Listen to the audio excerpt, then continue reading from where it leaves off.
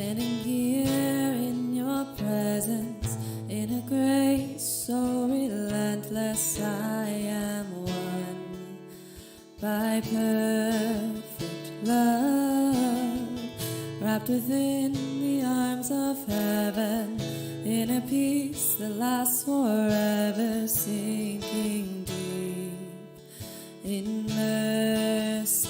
See, I'm wide awake, drawing close, stirred by grace. Oh, my heart is yours. All fear removed, I breathe you in, I lean into your love. Oh, your love.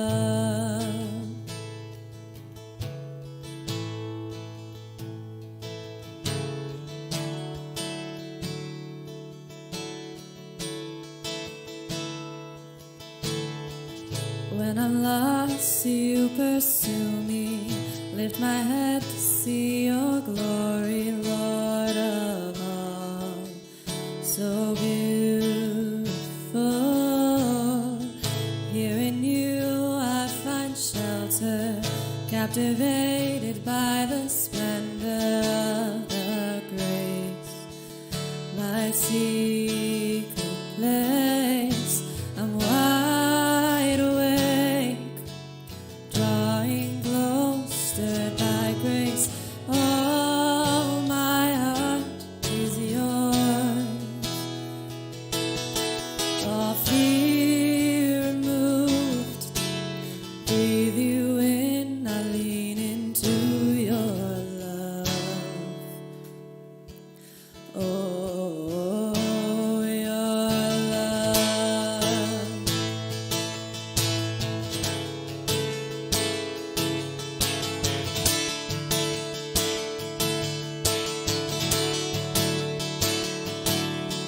Your love so deep is washing over me. Your face is all I see. You are my everything. Jesus Christ, you are my one desire. Lord, hear my only cry, to know you all my life. Love so deep is washing over me. Your face is all I see. You are my everything. Jesus Christ, you are my one desire. Lord, hear my only cry, to love you all my life. Wide awake, drawing close, stirred by grace. All my heart is yours. All fear removed, I breathe you in, I lean into your love. Oh, your love.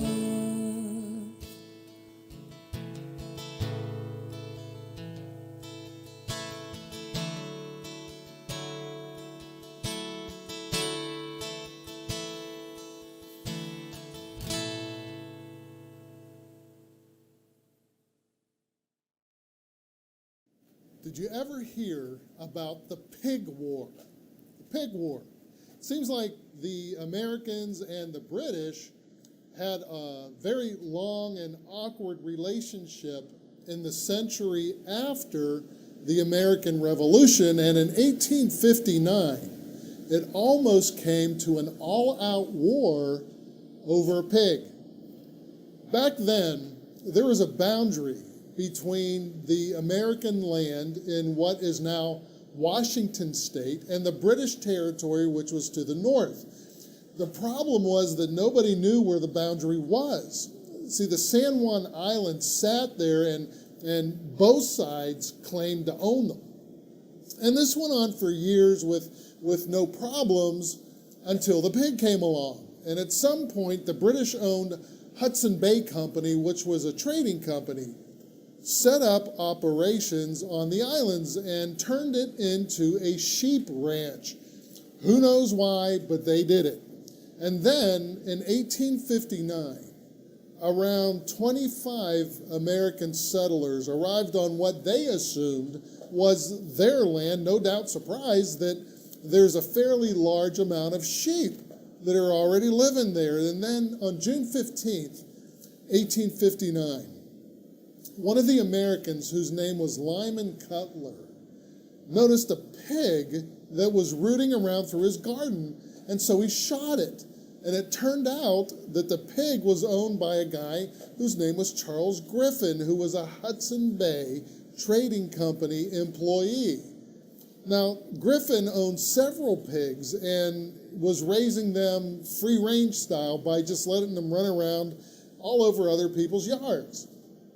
And so Cutler offered Griffin $10 to replace his hog. But Griffin refused and he demanded $100. Well, Cutler defended himself by claiming that the pig shouldn't have been on his land eating his potatoes in the first place. And then Griffin supposedly replied with this: well, it's up to you to keep your potatoes out of my pig. So British authorities then tried to arrest Cutler, who then called on our American military. 66 American soldiers were dispatched to the British, to that land.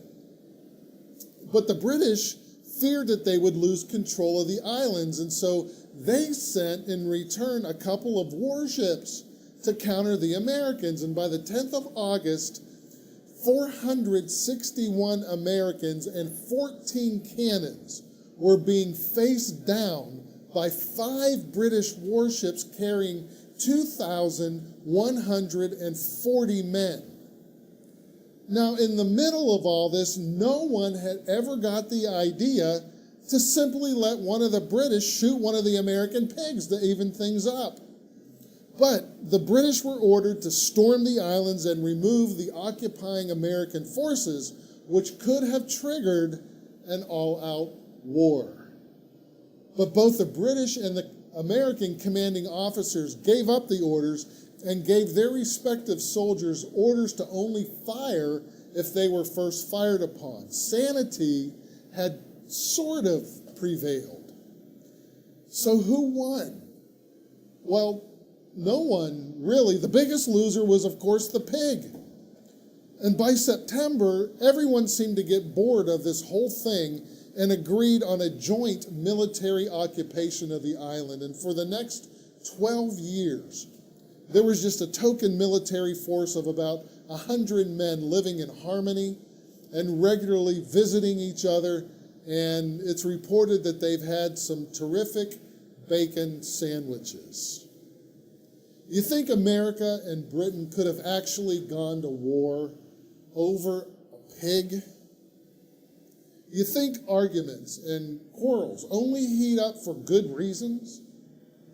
Now, James asked that same question to start chapter 4 of his book, and that's what we're going to look at today.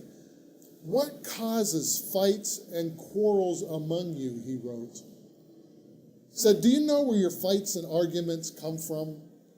They come from the selfish desires that war within you. You want things, he said, but you do not have them, so you are ready to kill and are jealous of other people, but you still cannot get what you want. And so you argue and fight. You do not get what you want because you do not ask God. Or when you ask, you do not receive because the reason you ask is wrong. You want things and so you can use them for your own pleasures. So you are not loyal to God. You should know that loving the world is the same as hating God. And anyone who wants to be a friend of the world becomes God's enemy. You think the scripture means nothing that says the spirit that God made to live in us wants us for himself alone? But God gives us even more grace. As the scripture says, God is against the proud, but he gives grace to the humble. So give yourselves completely to God. Stand against the devil, and the devil will run from you. Come near to God, and God will come near to you. You sinners, clean sin out of your lives. You who are trying to follow God and the world at the same time, make your thinking pure. Be sad, cry and weep. Change your laughter into crying and your joy into sadness. Humble yourself in the Lord's presence, and he will honor you.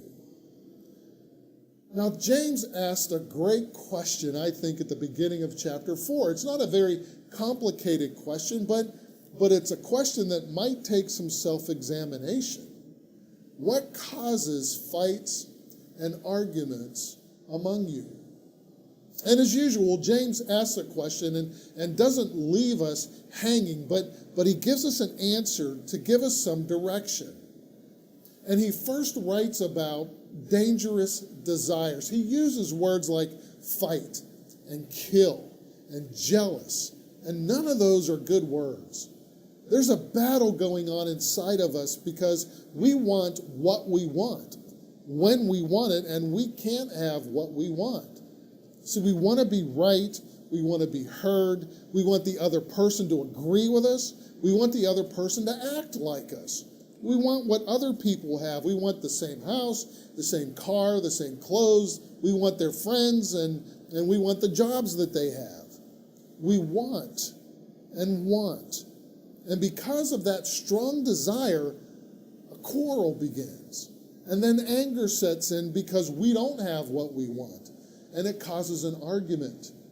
And with that comes frustration and a lack of patience and anger because they aren't doing what we want. Now, I'm sure we've all seen this. You know, let's say one kid is playing with a toy, and the next thing you know, the kid who's sitting next to him wants it too. Right? Even when there are other toys around, he's no longer satisfied. He wants what the first kid has. It's a phenomenon that's called mimetic desire, in which one person's desire mimics that of another. Mimetic desire isn't limited to children. We've all wanted, let's say, that new computer once we've seen that someone else has it. Or the selling of luxury items has depended upon this for ages. And did you really want that ice cream? Or did it look a lot better once everybody else had some? Mimetic desires. Dangerous desires can cause quarrels and arguments because they're feelings that are welled within us that get out of control and they spiral into something else. You know, I started feeling one way, and then as a result, as it evolved, I acted in another way several steps down the road. And James says, watch out for dangerous desires. And then he mentions selfish desires. A chapter earlier, in chapter 3, he said, for where you have envy and selfish ambition, there you will find disorder and every evil practice. And he gets into having wrong motives and selfish pleasures. Arguments happen because we feel like our facts are correct, our opinion is correct, our feelings are correct, and our needs should be right at the top of the list.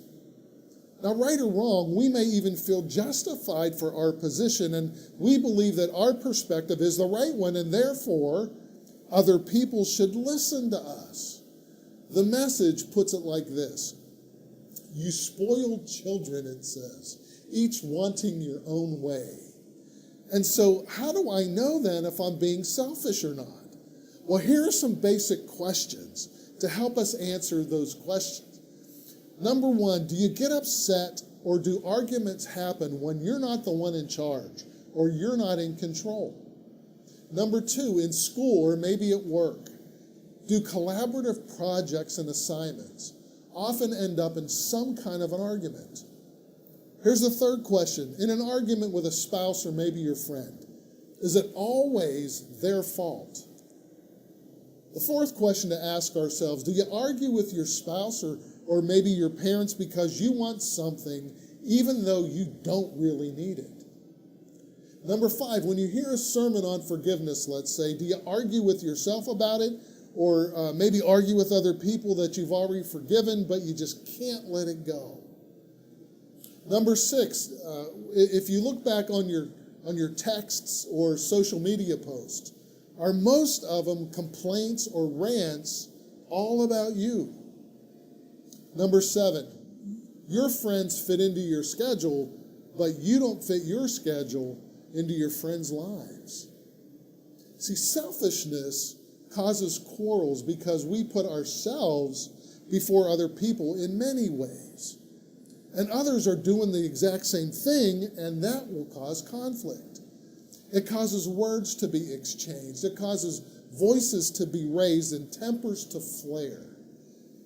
And in a moment, I think of psychological analysis. James might even say sometimes we act selfishly and we don't ask God for the things that we fight about because we know we're being selfish and we know we have wrong motives. See, selfishness can cause us issues. And then James turns to worldly desires. He uses words like adulterous, friendship with the world, hatred towards God, depending on what translation you're reading. And none of those are good words. James lets us know with absolutely no wiggle room that you and I are either friends of God and we're on his side, or we're friends of the world and not on his side. He gives us no middle ground. Now we got to remember too that James is writing to people who already follow Jesus. So that means Christian people can deal with dangerous desires and selfish desires. We're not immune. It also means that when we get off track, we're going to have conflict within ourselves and with those around us who are believers too. It's quite possible that if you are enduring conflict and all the parties involved are Christian people, somebody somewhere in the conflict has set faith aside and is pursuing something that's other than God. And James lets us know if we set aside our faith, we will quarrel with other people because we don't have Jesus then as our guide, as our Lord, as our framework, as our motivation. And when we're out of step with Christ, disagreements are inevitable. And here's the point in the sermon where I get to insert maybe a funny story about maybe the times that the kids and I have not gotten along, or maybe I'll tell you about this vague church conflict that happened to me years ago in another place or another time, and you nod your head in agreement and we all move on. Well, go ahead and insert that story that's personal just in your mind right now. But as we do that, we should hear that I know without a shadow of a doubt, the quarrel happened because somebody was out of step with God. And I admit that sometimes it's me. I know that when I'm out of step with God, I'll make a bad decision. I'll quarrel, fight with somebody. Maybe you aren't like that, or maybe you're too chicken really to admit it, but I know that I'm like that. James knew that there would be people that are like that. And so he brings up the question, what causes fights and quarrels among you? He writes that the cause of quarrels are desires within us that bring us into conflict with other people. It could be dangerous desires. It could be selfish desires. It could be worldly desires. But to be honest, I think maybe we could smash all three of those together and just call it sinful desires. Maybe it's a righteous cause that results in a fight. And so if conflict is going to happen, how do we disagree without being disagreeable? Author Ron Craybill suggested these rules for fair fighting. He wrote about how to quarrel properly. He said the first thing to do is to be sure to develop and maintain a healthy fear of conflict and avoid hard conversations at all costs. What we have to do is let our own feelings build up, and so we are always in an explosive frame of mind. He said that's very helpful. Number 2, he said, if in a heated situation you must state your concerns, be as vague and as general as possible. You see, when we do that, the other person cannot do anything practical then to change the situation, and so everything will stay the same. Number 3, he said, it's also helpful to assume that you know all the facts of a situation, and you are totally right because your opinion is always right. He said, whenever possible, use a Bible verse to aid your cause. Verses like this from Proverbs 19:13. It says, a quarrelsome wife is like a constant dripping. And from 1 Corinthians 11:3, the head of a woman is a man, and so you have to listen to me. Or even 2 Timothy 3:2, people who are disobedient to their parents will bring about the last days and go to hell. Number 5, he said, with a touch of defiance, announce your willingness to talk with anyone who wishes to discuss the problem with you, but don't ever take steps to initiate the conversation so you come off as being wholly inapproachable. And he said, number 6, latch tenacity onto whatever evidence you can find that shows the other person is merely jealous of you. And make sure you bring that up over and over again. Number 7, judge the motivation of other people or group in other previous experiences that showed their failures or unkindness. And keep track of any angry words and make sure you bring those up again too. And number 8, if the discussion should become serious, view any issue as a win-lose struggle because you must win then at all costs. Avoid possible solutions and go for a total victory and unconditional surrender. Don't get too many options on the table and never compromise. Number 9, the last one, he said, pass the buck. If you are about to get cornered into a situation or a solution, indicate that you are without power then to settle because you need to then go to your partner, your spouse, or your bank or whatever. And also make sure someone else gets the blame for the issue no matter what. Good advice? All right, admit it. I had you going for a minute, didn't I? So how do we actually then disagree without being disagreeable? I looked at what James wrote, and I believe verse 6 has some answers, some solid answers to the question for us. It can't be a complicated answer because having a complicated answer in the middle of an argument, it'll just be forgotten. And so James says just 2 things. Give grace and be humble. In any quarrel, the answer is to give grace. Clearing up misunderstandings as they occur and reconciling with someone takes giving each other a lot of grace. Giving somebody the opportunity to express themselves and perhaps get something off their chest takes a lot of grace. Forgiving somebody in the middle of an argument takes a lot of grace. Being patient and listening takes grace. Our Father in heaven wants us to grow strong in giving grace to other people because it's when we give grace that we are very much like him. Colossians 3:13 says this, bear with each other and forgive whatever grievances you may have against one another. Forgive, it says, as the Lord forgave you. Just as we don't deserve God's grace in our lives, so the folks that we argue with don't deserve ours. It doesn't matter. We are still commanded to forgive. Give grace.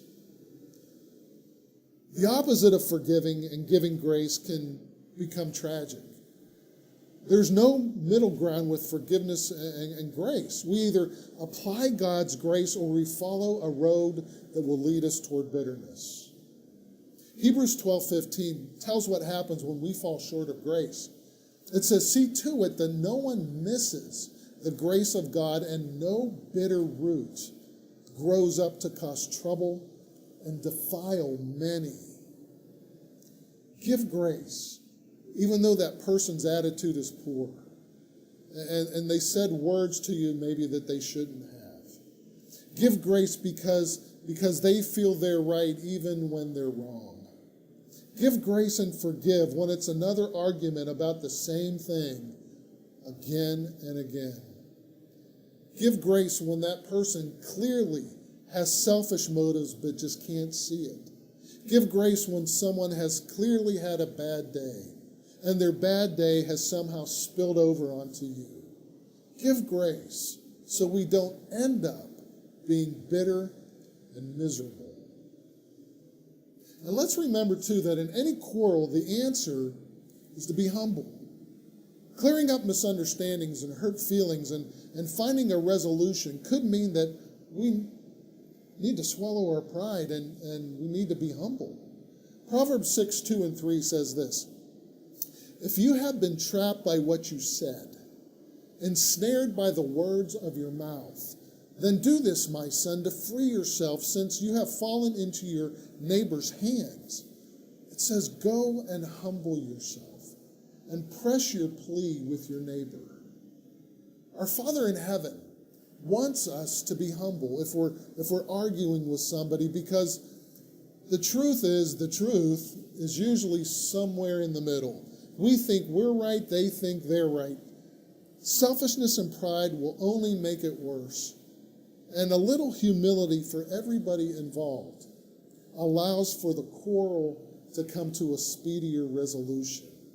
Humble ourselves and realize that our way and our opinion might not be as 100% solid as we might think. Humble ourselves and ask forgiveness if in the middle of the quarrel you've used words that you regret, but you just can't take back. Humble ourselves and give forgiveness when someone else has allowed their words to get away from them. Humble ourselves enough to think and pray about our motives when we're in a conflict with somebody else. Humble ourselves to surrender if the result of the conflict doesn't really matter. I'm sure you're not in the middle of some kind of a pig war right now, or maybe you are. So let's just say that whatever quarrel that we may find ourselves in, let's first take a good look at our motives. Let's check our heart and our emotions. Let's double check the words that we say to each other to make a point. And in every situation, we can give grace and be humble if we mess it up. You know, we talk about grace a lot. In fact, it's one of the pillars of our church, right along with honoring God and building community. Grace is one of the central reasons why Jesus came, why Jesus died for us, and how he can forgive us over and over. We don't deserve it, but in his grace, he does it. We didn't deserve to have Jesus come, but he did. And he sacrificed himself so that we could have access to God's grace. Romans 3:22 starts out like this. This righteousness from God, it says, comes through faith in Jesus to all who believe. There is no difference, for all have sinned and fall short of the glory of God and are justified freely by his grace through the redemption that came by Christ Jesus. Let's pray. Father, first and foremost, let's commit to live a life of obedience to you. And make me an instrument of your peace, God. Teach me to love even my enemies. Give me the strength to wage peace. When I really want to do is wage war. And let my emotions take over my sensibilities. Help me, Lord, not to do that. And so today, help us choose to surrender our stubbornness to you. Help me to lay down my emotional weapons and to choose peace. Be glorified in my relationships, Father, and help Help all of us, help me to be humble and gracious in every circumstance. In Jesus' precious, precious name we pray. Amen. Well, thanks so much for tuning in today. And let's just take a few minutes to pause and remember the sacrifice of Christ through just a short communion time. And as we look at the bread and the juice today, it reminds us of Christ's humility and his grace and why he did that, just to make it possible that we could spend an eternity together with him. That's something to celebrate.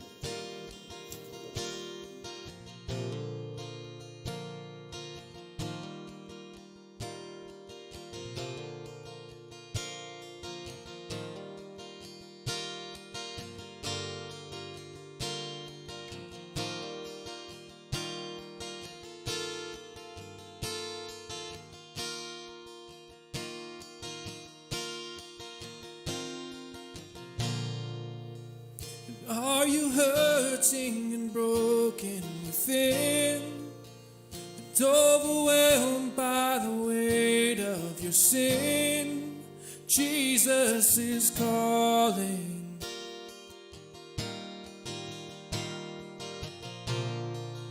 And have you come to the end of yourself? Do you thirst for a drink from the well? Jesus is calling. Oh, come to the altar. The Father's arms are open wide.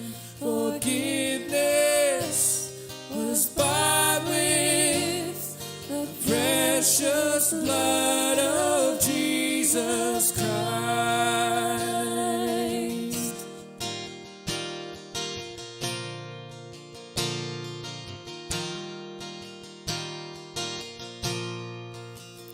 Leave behind your regrets and mistakes.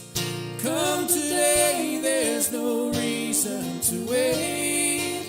Jesus is calling.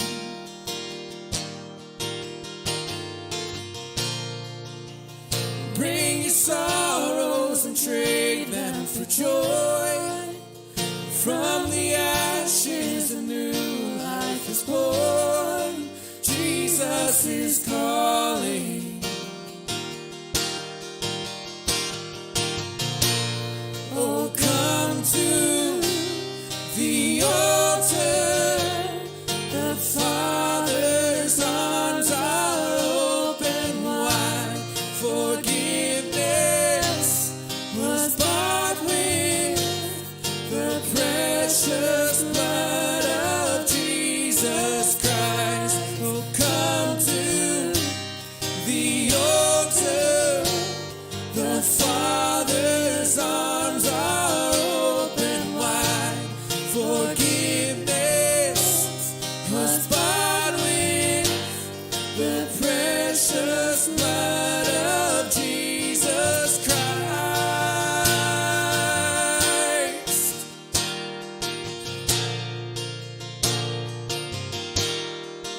Oh, what a Savior! Isn't he wonderful? Sing hallelujah, Christ is risen. Bow down before him, for he is Lord of all. Sing hallelujah, Christ is risen.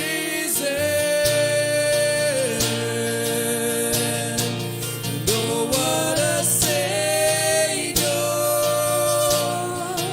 Isn't he wonderful? Sing hallelujah, Christ is risen. Bow down before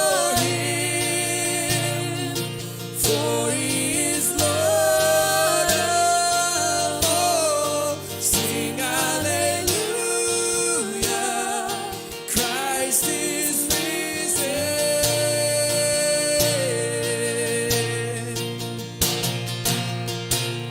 Oh, come to the altar. The Father's arms are open wide. Forgiveness was bought with the precious blood of Jesus Christ. Oh, come to the altar. The Father's arms are open wide. Forgiveness was bought with the precious blood of Jesus Christ.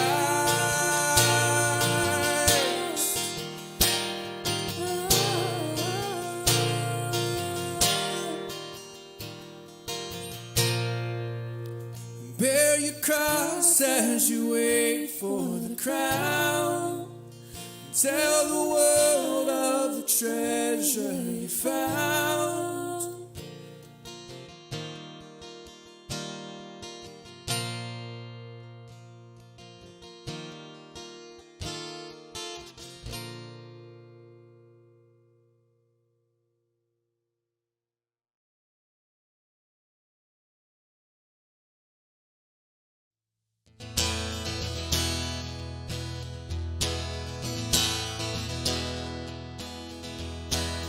When my hope and strength is gone, you're the one that calls me on.